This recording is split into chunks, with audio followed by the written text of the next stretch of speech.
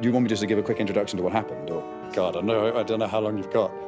When you get a major crisis, there's never one specific cause. You could actually see some of the people exiting that Lehman's office with boxes in their hand. Being an entrepreneur is not as glamorous as it may look. After the financial crisis, it was very clear that customers had lost trust in the banking system. One of my co-founders told his boss he was quitting Deutsche Bank to run a startup, and it was laughed at. People told me I was crazy. Our ultimate goal is that there is no more fintech. Could the financial crisis have been prevented?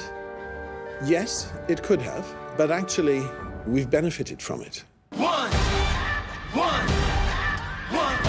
shot, now the future is yours. Go! Taking over pieces and shares, a bomb break sky high, check the movement is here, yeah. I'm turning dreams into reality. In the lab with the formula and chemistry. Your memories spark and motivate and make the industry shake. We put the bars in the brakes. I'm talking one. Yeah. It's one shot. Now the future is yours. Go.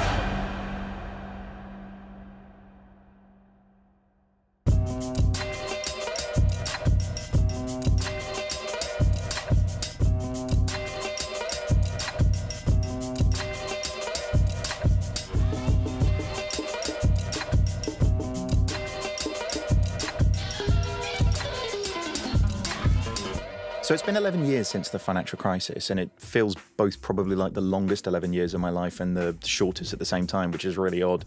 But I think an amazing amount of stuff has actually happened through that period. We've seen big organizations start to really change their strategy. We've seen new organizations, new fintech players really come to the space. Even fintech wasn't a thing back in 2008. You know, we've seen massive regulatory changes happen both in the UK and globally. But I guess let's roll it back to 2008. Where were you guys? I wasn't working in financial services. I was doing a consulting gig for a corporate client. So it was one of those things that was in the background. You kind of saw it on the news. You saw, some big bank you'd never heard of is started to crash, or suddenly there are people queuing up outside banks. What's that all about? So it was this slow thing from a consumer perspective. But then really, I think people started to get worried. Yeah. What about you, Simon? I was jobless. I'd just taken a voluntary redundancy. Funnily enough, I don't think it was because of the crash. I remember seeing the crash and thinking, this is interesting timing, and it will come back. There'll be a moment where you remember this. And I think I learned more in that year than I had in the years previous. So had a lot of fun with it, weirdly, learned a lot of skills. Had a lot of fun with the financial crash. Yeah, no, I did. Turns out it wasn't bad for everybody. I think there's something about a crash and a recession can create opportunity. I mean, as for me, I remember vividly, the day that it all sort of unfolded on the BBC news channel, sort of sitting back from my desk and being like, well, good time to get into banking, David. Ah, crap.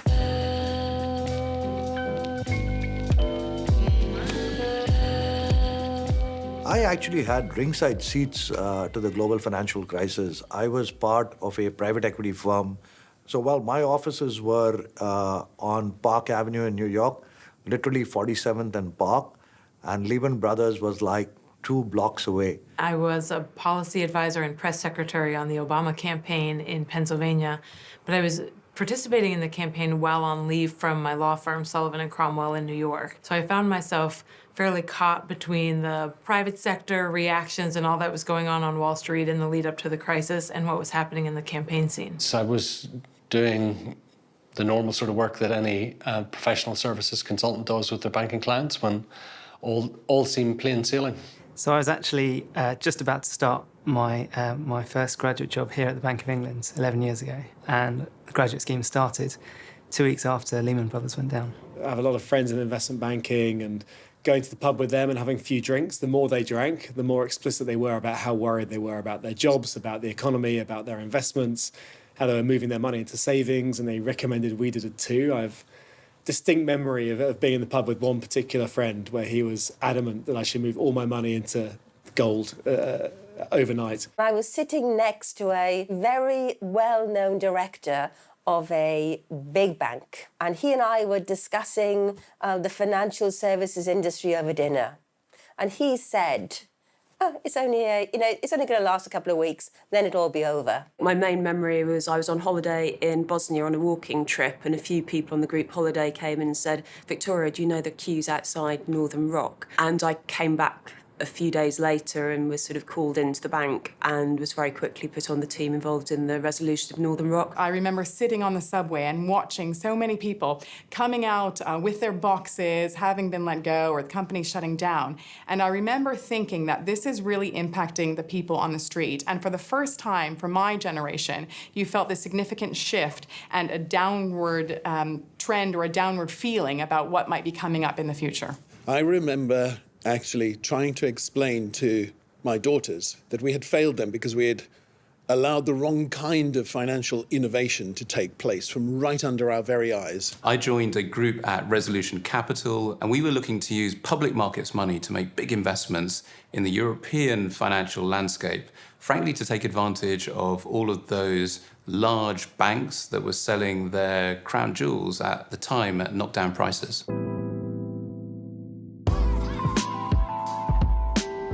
So, guys, what actually happened? I mean, I'm not going to probably do it justice in the way that Margot Robbie did in The Big Short, so bear with me here. But I think the fundamentals of what happened was the system just ground to a halt. The liquidity in the system actually stopped moving around the system. Banks create money that then lubricates this massive national, international machine, but it's all predicated on not everyone suddenly losing confidence and wanting all of their money back.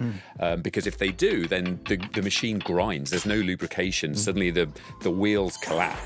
And that sort of confidence that keeps it all flowing suddenly solidifies, and who's left, with the money, who's left without any money, and suddenly there's people who need that to survive. And what's crazy is once the confidence goes, how quickly that sort of domino effect comes. And confidence is such a sort of ethereal quality to it. Like you feel like somebody somewhere has got a spreadsheet and knows the answer and has done the calculation, and it's maths, and it's not, it's human sentiment. It is confidence that's a really, really odd thing. And then you think about a person in the street looking at that and their confidence in the bank versus the people in the banks lending to each other and their confidence. It's got different layers to it. Yeah, I think fundamentally it was like this weird big game of sort of musical chairs. The music stopped and there was a lot less chairs than we thought there were.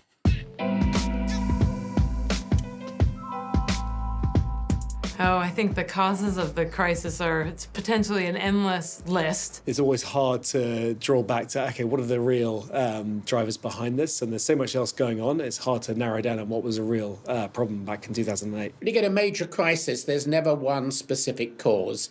There's always a combination of factors.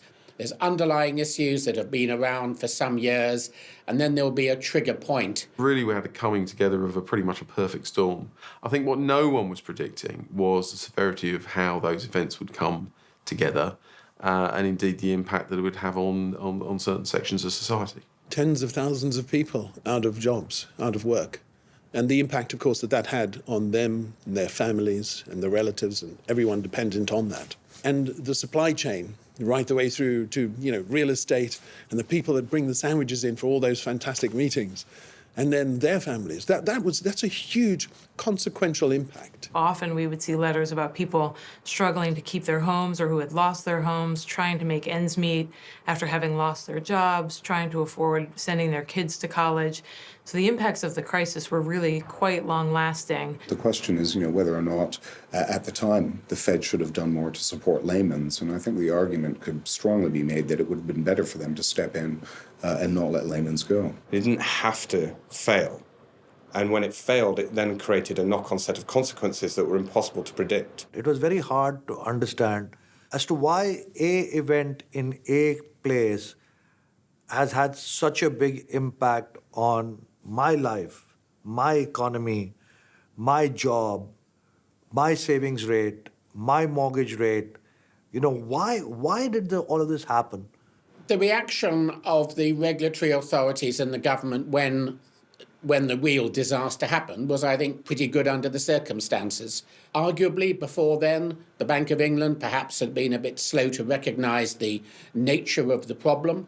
And certainly, if you read all the accounts, there was tension between the Treasury and the bank. But once the real crisis happened, I think the authorities did the only thing that they could have done, and they did it pretty well. I think the first move came out of the US, and I think the Obama administration put austerity to one side and said, we are going to inject a significant amount of money and capital. Gordon Brown and Alistair Starling, who were the Prime Minister and the Chancellor at the time, they took some immediate actions which actually prevented this to spread further, something that could have been a lot more catastrophic. In order to bail out the banks and the financial service industry, we had to have quantitative easing. That issues more capital into the markets, and the idea is that capital goes into the markets and eventually finds its way through to the consumer. And so this set off both an unprecedented recovery in the longest bull market in history, but had a number of consequences, particularly around how banks focused on their own stability or liquidity and lending. It was very much in the gaze of the media. We knew we needed to get that right, but similar discussions were going on right across the world. I think in total over the financial crisis, about $15 trillion was spent sort of trying to save failing banks, just because of their importance to the financial system, but to the economy more generally and to individuals. Ultimately, there was sort of pretty much a global recession. We did see people losing jobs. And so I think since then, one of the key things has been to rebuild confidence. You need the financial system to be there. You need it to lend to businesses, but it needs to be done in a safe way. Trust in the financial system took a real hammering in the financial crisis. And it took a long time to build that back up. As a result, people were willing to try other providers. So whether it was the growth of alternative or peer-to-peer lenders, there was a shift away from traditional banking towards new providers, and that offered an opportunity for fintechs to step in. I could see what the banks are ignoring in terms of the customer experience, in terms of the value. I want to go off and create that business. My name's Giles Andrews. I was one of the founders of Zopa back in 2004 and currently sit on the board. The credit crisis that hit the world in 2008 was an incredibly significant event, obviously very broadly, but also directly to Zopa. We were seeking to give people a better deal by effectively cutting the bank spread. If you think the bank spread is the gap between what banks pay their savers or depositors and what they charge their borrowers. In the run-up to the crisis, that spread had been artificially compressed. And it had been compressed for two reasons. One, banks were doing silly things, which ultimately is what caused the credit crisis in the first place. But also they were using the sale of a product like PPI to cross-subsidise the price of loans. A bit like Tesco's will sell milk very cheaply to attract you into the store so they can sell you some expensive organic tomatoes. Banks were selling loans in many cases as a loss leader to create a customer to whom they could missell, forgive me for saying that, a PPI insurance product. So when the crisis hit, a number of things happened at pretty well exactly the same time. Firstly, the Bank of England cut savings rate effectively to zero. And normally when you cut interest rates, you'd expect the rate at which people borrow money to go down as well. Maybe not quite so much, but you would expect it to follow the reduction in base rates. But it didn't. Personal loan rates actually went up. And they went up for two reasons. One, because banks were very short of money, so they had to reprice the loans more expensively for them to be profitable. But also, they'd lost the ability to sell PPI because it got banned. So actually, as savings rates went down, borrowing rates went up. So the spread between savings rates and borrowing rates increased, and therefore our job became an awful lot easier. Suddenly, it was easier to offer our investors a better return than bank savings customers, and it was easier for us to offer our borrowers a cheaper rate than they could get from a bank. Times that are difficult often create the opportunities if you can see through the obstacles and what the opportunities are. I don't think as much money was spent by the government here to invest in the economy versus in comparison to the US. And I thought you had two very interesting examples of how two countries handled the situation in a very different way. Could the financial crisis have been prevented? Yes, it could have. But actually, in some ways, we've benefited from it.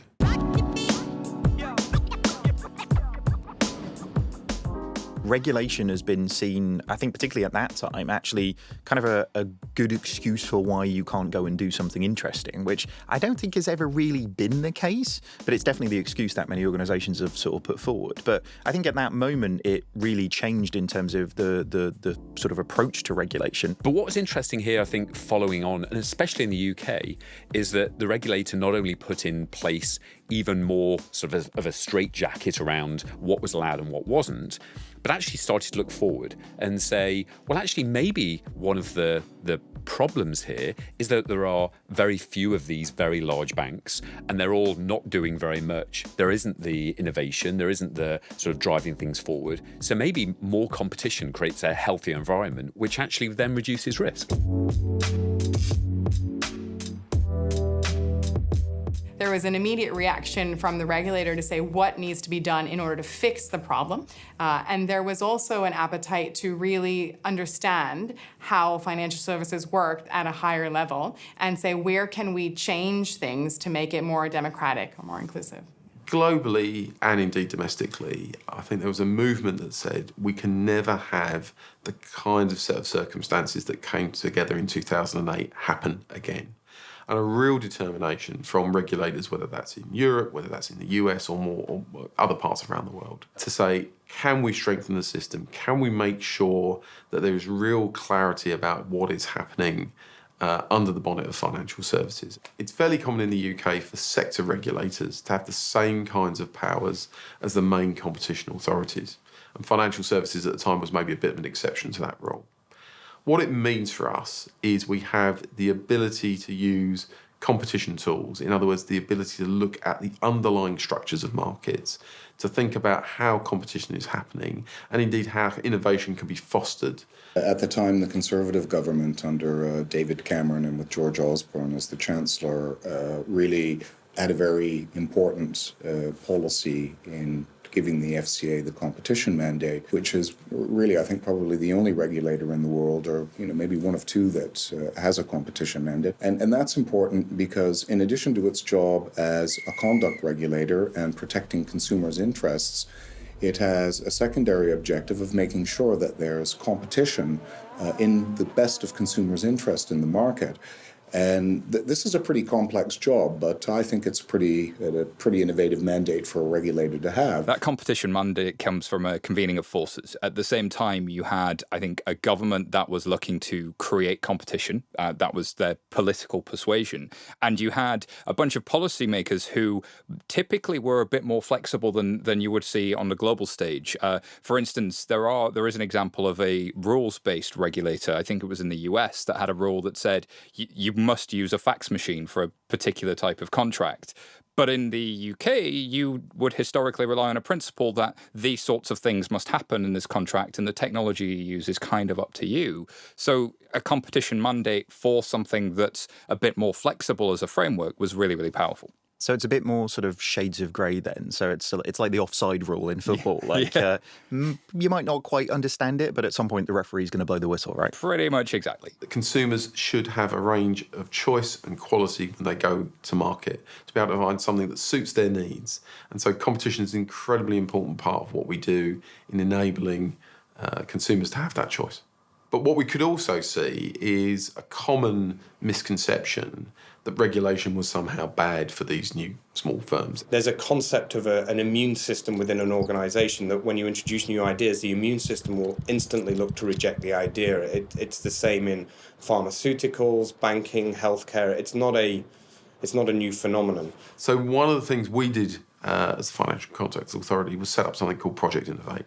And what that was about in its early days was really making it easy as possible for those innovative firms to come and talk to us, to dock them with existing regulation where we could, but also being open and prepared to say we would change how we regulated if we did see ideas that were in the interests of consumers and we needed to shift our rules or our policy approach towards them. There were important things that were happening structurally here in the ecosystem that all really started to drive the incentives for innovation and greater participation of fintechs in the ecosystem. So I really got involved in fintech sort of 2014-ish. I'd been a consultant for much of my career, and right back in the early days had worked for Anne Boden when she was CIO of Aon. Fast forward 15, 20 years, I think she visited my LinkedIn profile and we ended up meeting in some hotel lobby, and she pitched me this idea that she was going to start a bank. And at the time I was like, what kind of bank? She's like, well, like HSBC or Barclays. Like, what, a retail bank? Can you do that? And this was one of those moments, you know, VCs, when you're looking for investment, will often say, like, why you and why now? And there was this moment where suddenly why now was important, because all of the regulation that had prevented new entrants from coming in was suddenly being drawn away. And now there was this window of opportunity where suddenly you could do something that was mainstream utility-based banking, not messing around at the side like a little credit card play or direct debits, but truly digital banking. It's not suddenly someone lights a fuse and it explodes. The fuse is super long. Like someone lights it and a few years go by and people are like, no, I think this firework's dead. It's definitely not going to, whoa! And suddenly we've got new challenger banks with millions of customers, or whether it's other changes that seem very subtle at the time that allow us to deliver these real-time, intelligent, contextual services. And that's a fundamentally different model that needs fundamentally different suppliers, different people working on it in a different operating model. Yeah, I mean, it's reasonably ironic, isn't it? Like, we're at a situation where services are the thing that's really coming forwards, which is ironic given the name financial services, isn't it?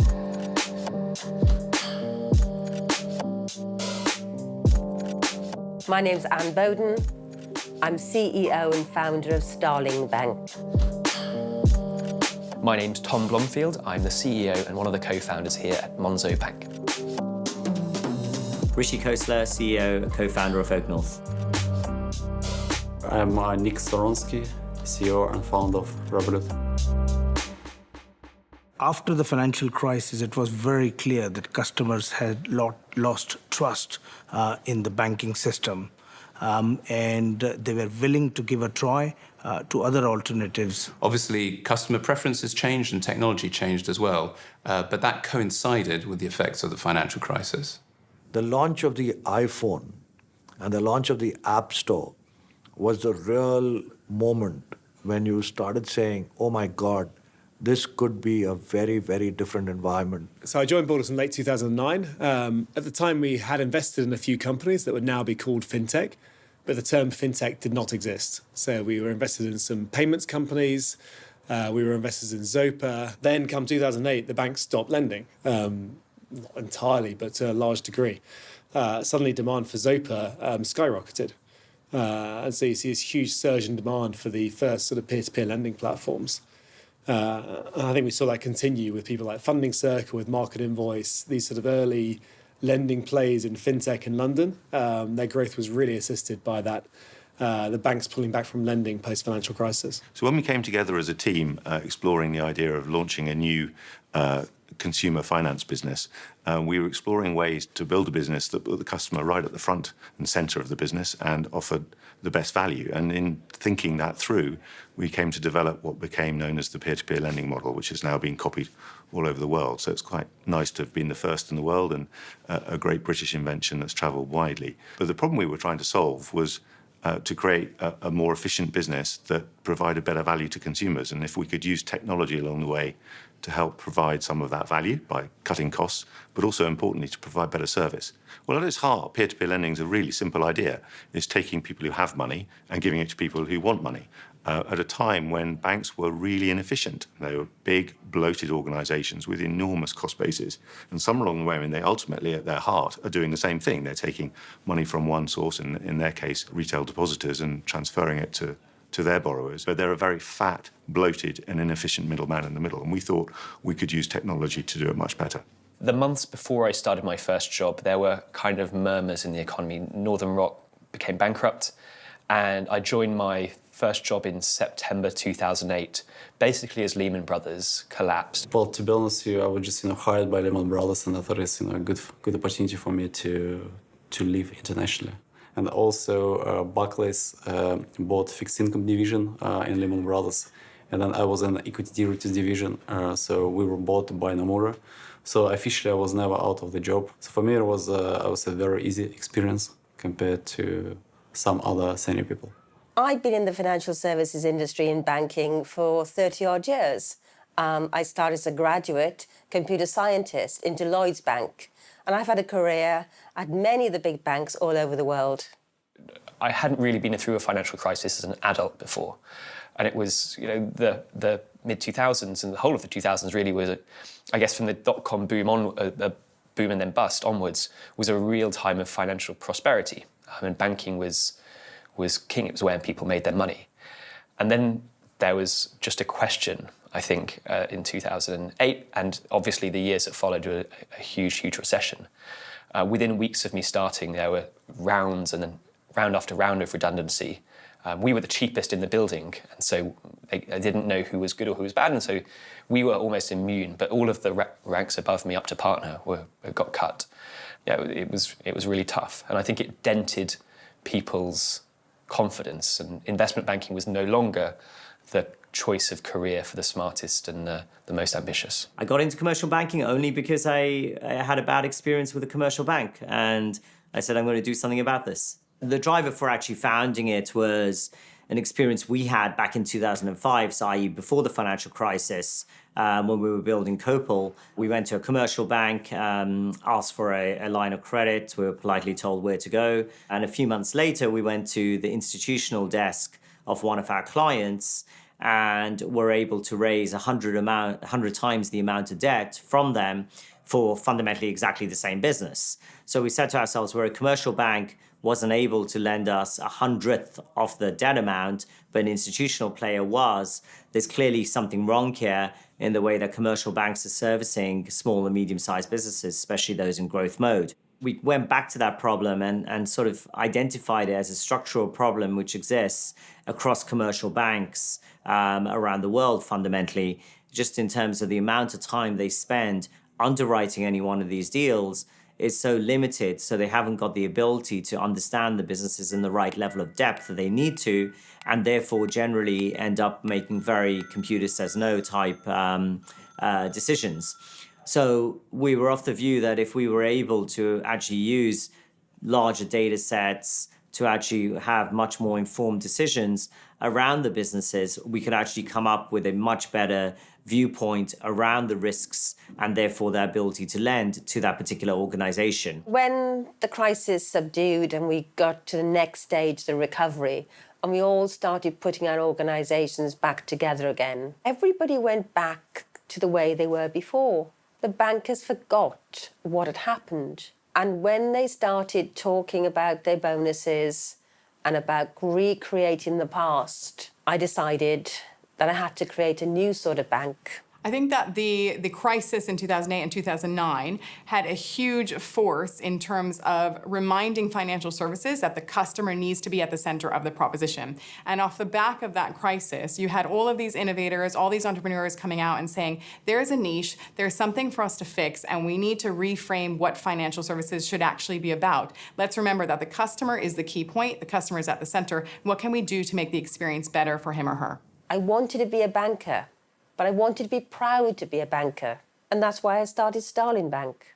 I was always amazed, sitting on an exotic trading desk, how traders were making literally millions of dollars every day trading with each other. And because of my trading background, I can, very quickly, within seconds, calculate numbers in my head. I was always, paying with a card, and then, okay, here I lost $10, here I lost $20, which was a bit frustrating for me. So I started looking into the market to find a solution for myself. I didn't find a solution, or there were solutions, but they were, clunky, not great. And I thought, okay, you know what, it's a good business idea. Maybe I can create something. I have zero knowledge in payments industry. I have zero knowledge in how cards work, how banks work. So I had to, to learn it and then, come up with a solution and then, offer this solution in the market. When I was back at Monzo, I'd go out and talk to executive bankers, and they'd have this product grid floating in front of their face, and they'd say where do you sit? Oh, prepaid card, current account with a little bit of overdraft lending. Almost everything is seen through that lens, which meant that they were the big players in a commodity product market. New entrants were going to really struggle with doing anything. But then we've got Starling, Revolut, Monzo, suddenly coming to the fore and growing rapidly. When I started Starling, people told me I was crazy. It was impossible to start a new bank, especially a bank like Starling, a bank based on new technology, a new way of engaging with customers, a bank on your smartphone. People said it couldn't be done. No, initially I started alone, so I worked alone. Well, I hired a team of 5-6 people, right? We worked like for 9 months, so like it was really tough. So yeah, we had to learn everything. Starting from scratch on everything can be very, very slow, waste tons of time, and you end up making many of the mistakes that have been made before. And so marrying the two, I think, is the best approach. Figuring out what we can learn from how it's been done before, what are the good things, but also being really honest about what are the bad things, and then continually starting from first principles. We started Go Cardless in December of 2000. I think we officially incorporated on the 1st of January 2011. And the problem we were trying to solve, myself, Hiroki and Matt, the three co-founders, was how do we not be management consultants? Very honestly, I think we were all pretty disillusioned with that career. We wanted to be founders. The film The Social Network was the point at which I think it became mainstream and cool to be a founder of a technology company. We didn't know at all that fintech was a thing or that it was going to become a thing at all. We didn't really know that even starting technology companies was actually a viable thing to do as a career, like being really honest. One of my co-founders quit his job. I think he was a Deutsche Bank bond trader in 2005, which was like the heyday of a kind of investment banking, being a trader at the investment banks. And he was on a 6-figure salary at the age of 22, and he told his boss he was quitting Deutsche Bank to run a startup, and it was laughed at. I turned down a job at McKinsey to start Go Cardless, and a family friend who'd worked in investment banks for his whole career told me it would be the worst mistake I'd ever made, which in hindsight is funny. Really, the origins of Monzo go back sort of 5 years before it started at Go Cardless. We built these systems to process direct debits, to automate back office kind of invoicing and money management. Direct debit processing for small business, as fascinating as it is, it was not like my life's passion. And so I didn't get up every day excited about direct debit processing, but it did teach me how money moved around and how it actually wasn't as complicated as the banks were often making it. And that was also around the time that the smartphone was getting really big, kind of 2010, 11, 12 was when the kind of iPhone went really mainstream. And you got these really big companies that were entirely smartphone-based. It's the early days of Uber and Spotify. And these were apps that somehow seemed to really fit into your life, to make your life more convenient, simpler, cheaper, easier. And that was sort of a light bulb moment. They just really seemed to be focused on you, the customer. And banks didn't seem to do that. And there's this now much higher bar in terms of Citymapper or WhatsApp or Spotify. This is what consumers expect now. The banks aren't providing it. But I guess most people thought that's because banking's complicated or different or hard. And I sort of was able to see through that, I think.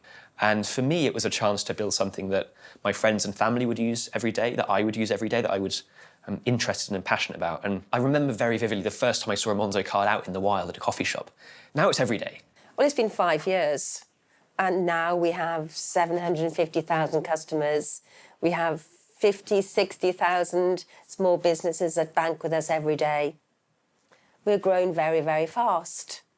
But what's most important is that people enjoy the experience of banking with Starling. I have been in fintech an awful long time. And when I started in the early 80s, fintech wasn't sexy. Now it is where it's all happening. Fintech is changing people's lives and changing industries. I think London has this really interesting confluence of a lot of really world-class universities in and around London, the London universities, Oxford and Cambridge, just a real density of incredibly well-educated people. You have government departments and regulators all within about 2 or 3 miles. You have all of the payment schemes in one place. You have the financial centre. You have the press, and then a bunch of investment, all in a single place, which is really the right recipes to create a vibrant community. And so I think in the last 2 or 3 or maybe 4 years, fintech has really started to boom in a way that's quite incredible, actually, especially if you look 10 years back. And it's happened in the US a few times, in Silicon Valley, where you have a particular industry where you get multiple companies that are commanding multiple billion-pound valuations, attracting billions of pounds or dollars of investment, but never in Europe. That's never happened before now. And I think not just fintech broadly, let's take digital banking. You've got Starling, Monzo, Revolut, OakNorth, N26 and more exceeding £1 billion valuations and attracting hundreds of millions of pounds for investment. There's 5 or 6 companies in one sector in Europe. And that, in my memory at least, that's unprecedented. I think it's a phenomenal thing for society, actually. I think the interesting thing about London really is that if you look in the inside of the M25, there's all of the different ingredients that are really needed to make, an ecosystem for what we need to do. The talented people, the investment that's coming through, and actually like it's made almost a Galapagos island of fintech, which is an amazing thing. Oh, I think I'd probably compare it better with like West Coast of the US. So Silicon Valley, you had the sort of West Coast vibe, you had some big universities there, and it kind of brought enough together to start off that startup scene. But fintech's different because it doesn't need HP and Intel. It needs the regulator. It needs a central bank. It needs other banks. It needs asset managers. It needs tech talent and startup. And that was something that I think London has beyond any other city, because it's like saying, let's bring Washington and New York and San Francisco together in one package. And suddenly you get people meeting each other and being able to go from one meeting to another, FCA in the morning, followed by talking to some customers, then some tech talent in Old Street, then a supplier, then BlackRock in the afternoon. And it just creates that ecosystem. None of us are from London, but we all moved to and/or spend a lot of time in London to get 11FS off the ground and had followed the career through fintech to get to founding 11FS. There are great places across the United Kingdom where you can set up a life, where you can drive a business from creation through to a huge amount of success. You can bring in investment and you can really create a thriving economy and a thriving ecosystem there as well. What we have as a country are 2 enormous advantages: language and time zone. We're the only place in the world that you can do a conference call with people from East Asia and the West Coast that works effectively for everybody. It means that in a world where talent is everywhere, you can operate a business from London in a easy manner than other places in the world. You really can access the best talent from anywhere in the world in the space of technology, regulation, product build, and so on. The UK is an incredible talent magnet as well. So some of the most talented people from all over the world, right across Europe, want to build their fintech company in the UK. It is the place where you can succeed and feel very much part of society. For as long as I've been in the business, which is 30 years now, people have come to London to see what was going on in banking, Africa, Asia, wherever. So when we're hiring people, obviously skills are really important, but they're not the be-all and the end-all. Another really important facet of hiring people is their cultural fit. And when I say cultural fit, I don't want to imply that means we want everyone to be the same in a very homogeneous group. We want as much diversity of thinking as we can, but we want people to share a common passion that we're doing a good thing and we're doing it in an exciting, vibrant way. The UK is one of the leading destinations for fintech investment and forecast to overtake San Francisco. And a lot of that is driven by the small number of very large companies. So the Revolut, the Monzo, the TransferWise, the size investments these very big companies are raising. And that will continue. Once you've built a company in London, it's very hard to move the HQ elsewhere. And so when I look at the axes of what we invest in, that team and culture point is really important. And the culture of the company is set from the first 20 employees you hire and how you work with those first 20 employees. It becomes harder and harder to course-correct the further down you've gone. Every company is different, but it's important for that culture to be strong and to make sure you are hiring and retaining great people as a result. If you're successful, the upside potential for the business is very large, and therefore, actually, from a risk-return perspective, it's a very attractive place to invest. Clearly, for the right propositions with the right management teams, etc. What we really see is small groups of very determined people achieving massive impact, often deep in the workings of complex international organizations. I think fintech is all about this idea of entrepreneurial spirit, because you need to have a huge amount of passion and belief in what you're doing to be able to succeed with a small company or an SME. And so it is very much about wanting to change things for the better and believing in your product and believing in the benefits of bringing your product into the sector. I think the motivation is not purely to work in a nice brand and earn as much as possible.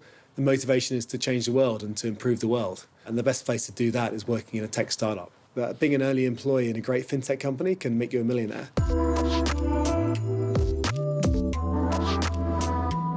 And guys, thinking back to when we started, London had a bit of a tech scene when we were getting moving. There was the Google campus, there was the Three Beards and the whole Silicon Roundabout, as it was sort of affectionately known. But then banking really came into it, or at least fintech really came into it when sort of Level 39 opened and things started to happen from there. Yeah, I think it's the creation of the sort of bridges, isn't it? You know, actually, how can you take those slightly scary scenes of like people in like sneakers and t-shirts type thing and get it as some sort of neutral zone where the bankers can kind of come and, you know, play there and feel comfortable. And I think many of those places have sort of traversed that really, really well. And they opened Level 39, which is both a place and a metaphor. It's the 39th floor of a building in Canary Wharf. And this sort of became this sort of neutral halfway house between the two. You had sort of surrounded by the bankers, but in there you've got the fintechs and you've kind of got the government making regular announcements, like the Chancellor of the Exchequer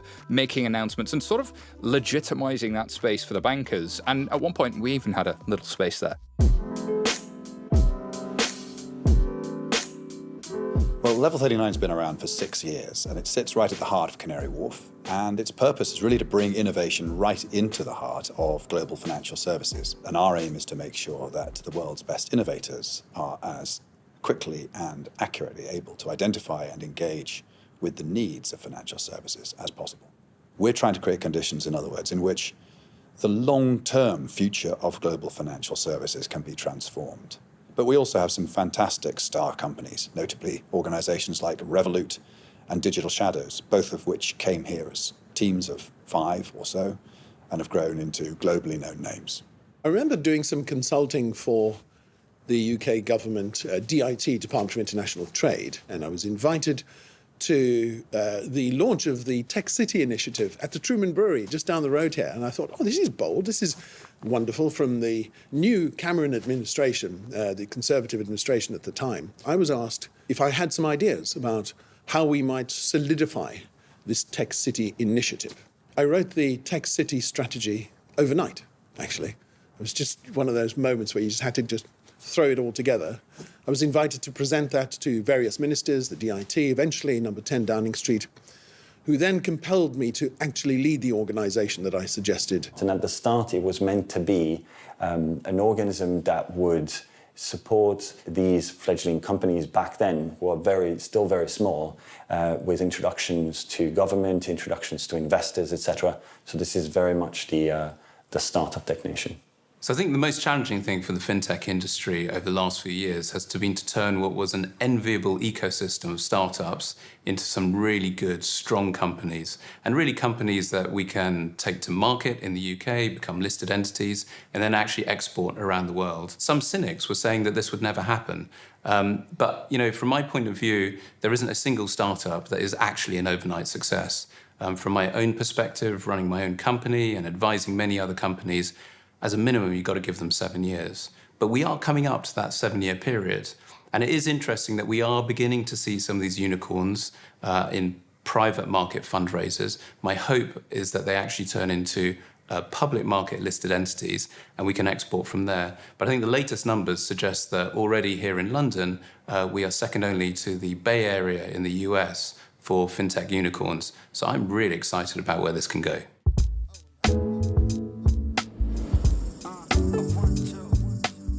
I think the introduction of all those startups at that stage just changed the game, really. You know, it wasn't really that the big incumbent organizations were looking out of their giant towers at their competitors and being like, well, so long as we're just slightly better than them, we'll be fine.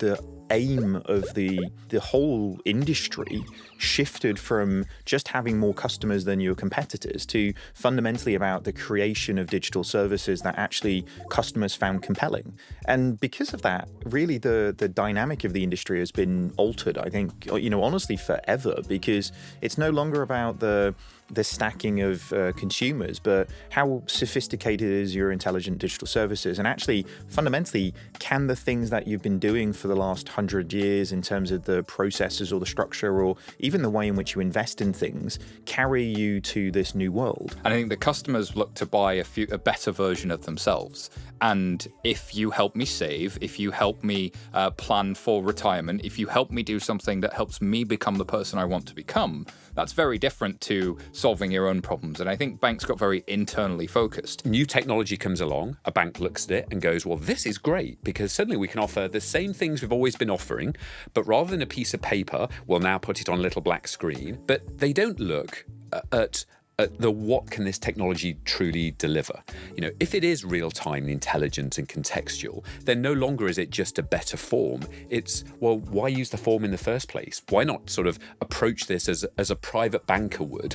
Actually, the private banking that Rihanna gets in UBS or wherever she banks with like 20 people looking after her, that's the kind of level of service that we should be able to offer to everyone. Banks need to be more like great waiters and less like bad landlords. It's that you need to align really with what customers need rather than actually it always being this conflict where you're sitting across the table.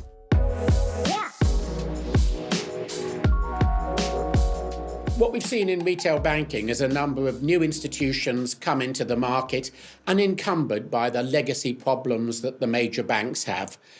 Clearly, the way people do banking has changed radically. People are not visiting branches anymore to the same extent. They're not using checks and they're using less cash. So the financial system has to evolve, and it has started to, whether that be adapting to the change in use of cash, which in the UK has declined from around 60% to below 30%, or whether that means financial services making use of the latest technologies out there. The threat to big banks is, can they innovate fast enough? They've learned, I think, with the advent of fintech that there are ways to provide better services, ways to make services cheaper, ways to make it easier for people to understand their finances. And that's been a challenge for banks to keep up with, not for lack of trying or because they don't want to, but because sometimes those legacy systems are just hard to change in a way that some of these new systems can be built from the ground up. So I think challenger banks came along as the regulators started giving out more licenses. But, this whole threat that they're going to put us out of business, I think is a little overstated. We obviously see threats to pieces of our business model as opposed to perceiving a threat to our complete business model. The centre of gravity in a bank, around which everything revolves, orbits, is not the customer. It is the financial product. It's the balance sheet, it's the mortgage, it's the loan book. And the customer is always secondary to that. And I just think the big banks end up making suboptimal decisions because of that. And so, yes, the financial crisis played a role in kind of creating that trust gap, but I think there are much more systemic issues in banking as a whole. Well, it's a very good question whether the financial crisis sped up what's happened in fintech. In many respects, of course, it put the banks on the back foot. And one of the things that people do when they're on the back foot is they are more risk and decision averse. So in some respects, and certainly in my own experience, it slowed the course of fintech adoption. But I think, of course, it also created an opportunity for many people to address the trust deficit which had built up with banks. So many consumer-facing fintech businesses have been able to establish a really good brand and reputation and set of relationships with consumers, which the banks are learning from and in some respects trying to catch up with. Fintechs will be disruptors and will create businesses of tomorrow, but at the same time, parts of those businesses and many of those fintech disruptors will be partnering with banks as banks wake up and say, I can't continue to be left behind, or parts of the value ecosystem that I've left behind, I can no longer do that. So I need to either figure out internally how I'm going to innovate, or I need to partner and collaborate with some of these disruptive fintech businesses to help me evolve my business. The big banks have got still very high costs in running a branch network. They're competing with new institutions that don't have those costs. But equally, they've got millions and millions of existing customers who tend to stick with those banks unless they get a really bad service. So it's an interesting market, combination of new entrants, but the big banks have had to respond by offering competitive services. banks have now either brought in that talent in-house to try and build some of those innovations themselves. They partner with fintechs to bring those innovations to their customers, or in some cases, they acquire the fintechs as a way to get at that technology and that customer service. There's a question I think that's often asked, which is, will we ever see a fintech supersede a big bank? I'm not quite sure that's the way to frame the question. I think what we're seeing instead is the emergence of a far more mixed ecology. In the same way that the previous fintech crisis drove and was one of the key ingredients to drive the fintech evolution or fintech revolution, I think it's possible that Brexit will also be a key ingredient that will potentially drive the fintech evolution that we will see.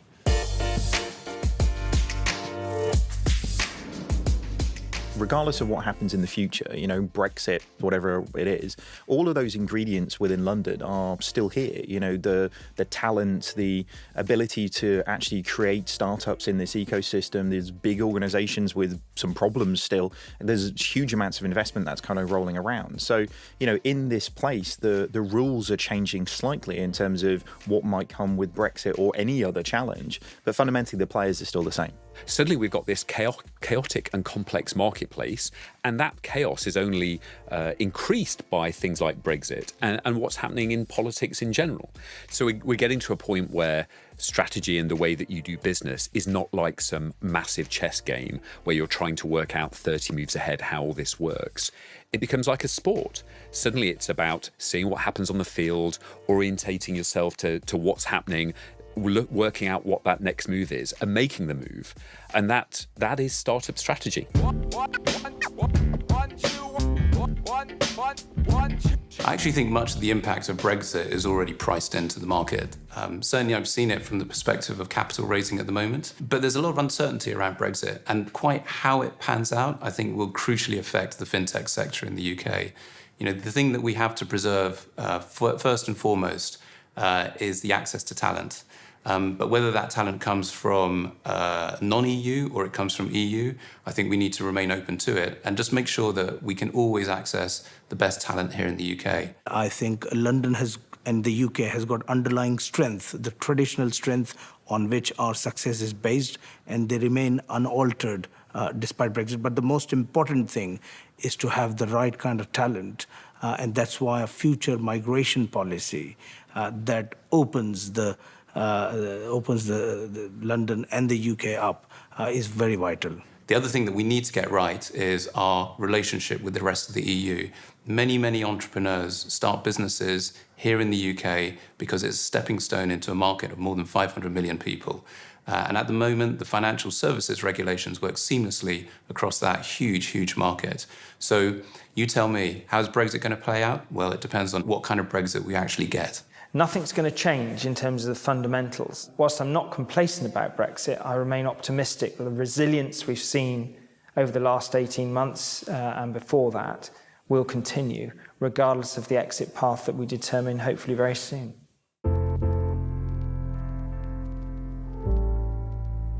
I think the last 3 years have been really interesting. I think the sort of preparation or, will she, won't she? It's been like some sort of soap opera with Brexit. We're preparing for a zombie apocalypse that we hope will never happen but might happen, and we're in this weird thing of like, do we dig this like weird big tunnel in our back gardens and stack it full of cans, or do we just focus on actually being able to run faster than other people? So I think the uncertainty in the market has been really interesting, and one thing we know for sure is that money markets dislike uncertainty. But with all of that said, really, actually we're seeing unprecedented growth. We're seeing unicorns being crowned faster and faster than ever before. We're seeing people doing amazing things in sort of weird and wonderful parts of financial services, whether it's, making back office interesting things, or whether it's, customer facing B2C propositions. But fundamentally, I think we're really early in this cycle. We talk about 1% finished a lot. Really, fintech is 1% finished. The journey that we're on that has got us to today has been long, but fundamentally the opportunities ahead of the industry is much more to go. Ultimately, money underlies a lot of what goes on in our life. And I don't know about you, but when I get into an Uber, I don't get my card out anymore. Amazon have stores where you go in and just take stuff. And when you've got those kinds of end-to-end journeys, where it's not about the financial product and the financial organization, but that financial piece just fits in with everything else, then you suddenly see that we don't have these ivory towers, these siloed financial services organizations. It integrates into everything. And then across boundaries as well, we've seen the investment into the UK post-financial crisis, post-Brexit, is coming more globally as well.